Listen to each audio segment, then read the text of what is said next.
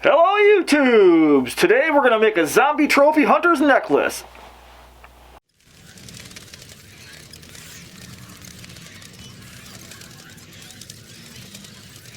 Okay YouTube, so here we are. I went ahead and I sculpted 3 fingers out of Super Sculpey. The nails are also Sculpey as well. I just went ahead and sculpted them first. I baked them and then I shoved them in the finger when I got done sculpting the finger. These are ready to go, and I can hear you now like, Cobwebs, I don't want to be sculpting those zombie fingers. I get it, so I've got a second option for you guys. If you don't want to sculpt your own fingers, that's okay. You can still do this project. We got options. This is a cheapo Amazon $5 Harry Potter hand. This is a Spirit Halloween hand. You guys can go on Etsy, you can go on Amazon, you can find silicone fingers, you can find regular monster fingers, cut them off a glove, cut them off a costume. You just need a couple of fingers to start with. So we've got ours here. These guys I've had done for a while. I'm good to go. I want to use these as the base for our Zombie Hunter trophy necklace. So I went ahead and I made some molds. So this is the mold for this one. I used a little Band-Aid box we had. As this one you can see is kind of square shaped. And if you're thinking to yourself, man, that looks just like a Little Debbie's Zebra Cakes box, you would be correct. So I've got 2 sets of finger molds here, one for zombie, one for werewolf. And we've got our 325 resin, which I love so much. I went ahead and mixed just a little bit up because I want to do the nails in a translucent color so they're kind of see-through like a regular fingernail would be. So I've got my second part here, my dirty cup. I've got just a little bit, tiny bit of that bronze brown mica powder I like, and just 2 or 3 drops of yellow alcohol ink. Now you guys can see that's all that's in this cup. When I mix this up, that's going to give us this little gnarly yellow zombie color. And it's going to feel like some dirt floating around in there with the mica. You can see it kind of swirling around. And you could put a sepia color in here. You could change the colors if you wanted bright white nails or you wanted like blood red nails. You could easily put it in there.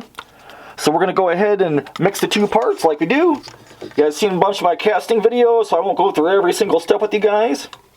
So we got part A and the B, and we're going to save that A cup because we're going to use that again in a little bit. So we've got our finger molds here.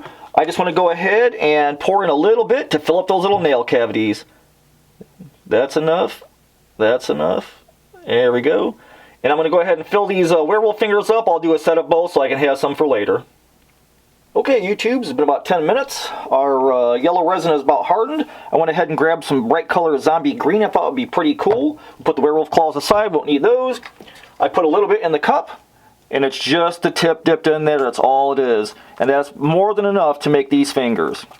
So we're going to go for round 2. I'm going to go ahead and mix this up so we've got our color cup. But before I mix it, we're going to grab some dowel rods. So we got our original fingers.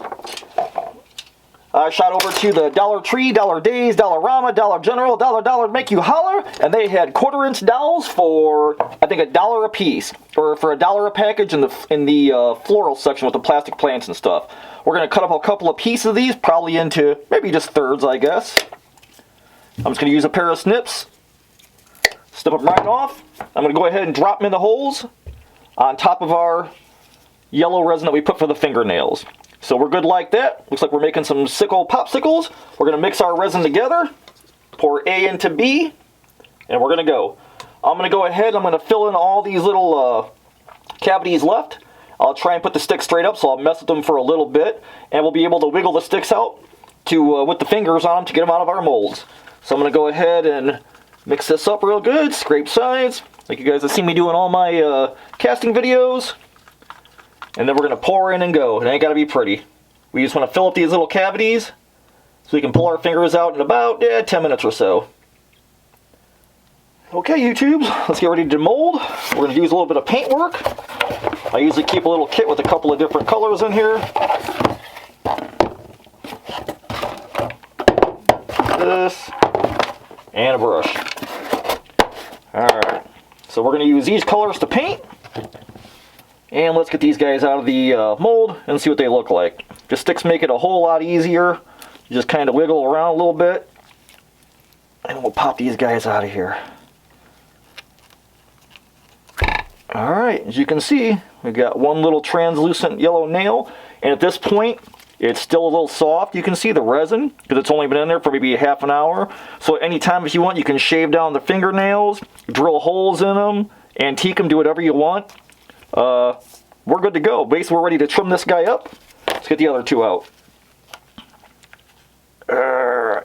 We got another one, again, translucent. I love the tips being translucent. You know, we can shave the nail, shape it, do whatever we want to it. Get our last guy out. Alright, so our mold is empty. We got our 3 zombie fingers. And these are exact copies of my original ones that I did in the Sculpey. So we just got to do a little bit of trim work on the bottom. Trim up some of that little flash. And let these guys stiffen up a little bit. So I'm going to go ahead and trim these guys up. I'm going to throw a quick scuff on them so that they're ready to paint. I hate painting on anything shiny. I did not powder the mold. So this is going to make paint take a whole lot easier. I think what I'll probably do too is I'm going to go ahead and I'm going to base each one of these out. I'm going to grab a different color. I've got one black, I've got a dark green, and I've got a light green. So I'll probably take one color, hose the whole finger down, and then I'll scuff it back, and that'll be our base color. So we have 3 different fingers, so it looks like it came off with 3 different decaying zombies at different stages. Okay, YouTube, so here's our fingers. I got them cleaned up, scuffed down. I got each one base coated in the dark green, the black, and the light green. You don't want to put a whole lot of paint on these things. Anytime you put paint on small things, it sucks up detail. So I like to use just a paper plate. This is more than enough overkill to paint all 3 of these fingers. With the bright one, I'll usually go in and take a little bit of yellow and a little bit more bright green. And I'll just hit the high spots. I like keeping the sticks on because you can hold your finger while you're painting it. So I just want to hit them really high points on this one. We'll keep it kind of a fresh, decaying green. And then we can always black wash it later. I'm not even going to clean my brush. I just kind of wipe it on the thing. Since this is the darkest finger, no, this is the darkest finger, I'm going to take a little bit of that earthy brown color. And again, you can mix and match. I've got some gray here I can pick up if I need to. And just dry brush. And if you don't like a color, you can wipe it off. But you don't want to put a whole lot of paint on. You see I'm basically just, dry brushing it in, kind of make it look like dirt and filth and grime, like maybe he's been digging around in the graveyard or something like that, So you don't want to be too crazy on paints. With this green one, this mid-temp one, I'll grab a little bit of this, maybe a little bit of green, so it's kind of a dark, murky green. And I'll brush this guy. Like I said, if you don't like it, wipe it off. I try and put a little bit of grime under the nail, just poke it in there and then drag it out in the nail. You can just take your finger, wipe it right back off. Same on the underside, like he's been digging in the dirt or crawling around picking up dead bodies and stuff. But you don't want to put a whole lot of paint on these. So I'm going to go ahead and paint these guys up. I got to drill a hole because we're going to put some cord through these things. We're going to drill right through. We're going to save our sticks because it's great to go ahead and use these to hold on to while you're doing paint work and stuff like that. Put a little bit under that nail. A little bit of dry brushing so we get some filth and some stank on there. And then once we're done, we're going to do fake blood very last after we get these set and cleared to lock down this paint. Okay, YouTubes, we are all painted. I went ahead and painted all the fingers all the way around. That's very little paint. As you can see, I've got plenty of paint left on the paper plate. I went ahead and set and cleared the fingers overall, and then I came back and I put a coat of gloss on just the fingernails only. So you can see they're still translucent, but they have that difference between the flat skin and the shiny nail. So now that we're just about done with the fingers, my last step is always just a little bit of blood. Not too much. You can do this crazy as you want, doesn't matter. This is my own little formula. It's just Liquitex clear, high gloss varnish, and a little bit of Ranger alcohol ink. I like to take mine, and especially where I have the little bit of bone exposed, we don't want to see that bright white in there. This is a zombie, so I like to just go in and fill that little space. And just to do a little bit under the nail. And where there's a little bit of damage on the bottom, I like to brush over that. Just wipe that back off. Where these little pits and stuff are, I like to get some fresh blood down in there. Then I just wipe it back off.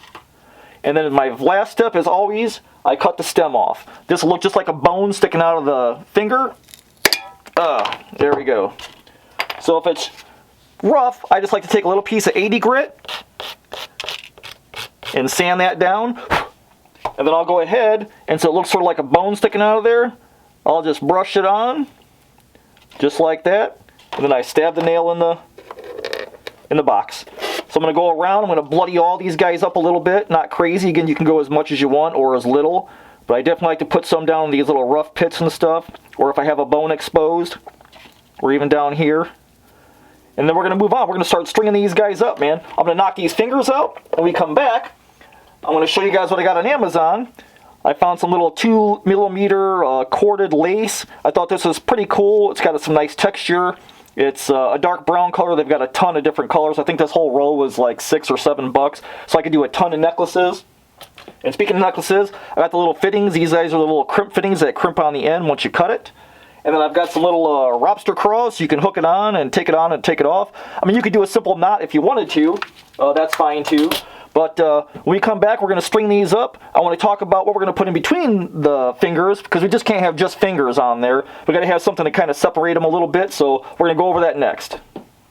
Okay, YouTubes, so I went ahead and I cut about 20 inches of that braided cord. I put the little ends on there and crimped them, but I put a little dab of super glue on first just to hold it, because I don't know. I'm not a jewelry maker. Once we get this necklace strung up, I'm going to go ahead and put my little lobster claws on there, and this guy's going to be done. So the neck part's done, but what are we going to stick in between? Let me tell you a little story. So last year, Cobwebs went ahead, and I sculpted about 8 beads. I seen them necklaces at Spirit Halloween. I thought, man, I can do that. So I went ahead and sculpted, I think, 8 or 9 little beads. I made a mold of it, which I use as a pour-off, so I've got 8 little beads molded up. There's my little eyeball one. Whoop, I'm going to lose him. What's this guy? Most of them are little creepy faces and skulls. Got another one here. So I'm going to pop all these guys out. I'm going to pick out a couple of these little beads. Clean them up. I'll drill them out. And then I'm going to hang these fingers, because they're drying now. So I got all my little beads I made.